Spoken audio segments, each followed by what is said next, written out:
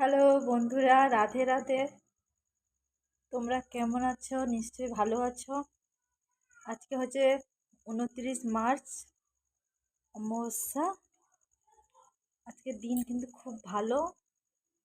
আজকে যারা শনি মন্দিরে যাবে, ওখানে প্রদীপ জ্বালাবে, মন্দিরে যাবে, প্লাস বাড়ির সামনে দরজায় প্রদীপ মানে একটা চার মুখ থাকবে। যারা প্রদীপ জ্বালাবে বাড়ির প্রচণ্ড শুভ হবে। তোমরা যদি নিশ্চয়ই জানো, হয়তো জ্বালাচ্ছ নিশ্চয়। আমিও আমার বাড়িতে জ্বালিয়েছি, দেখাচ্ছি দেখো।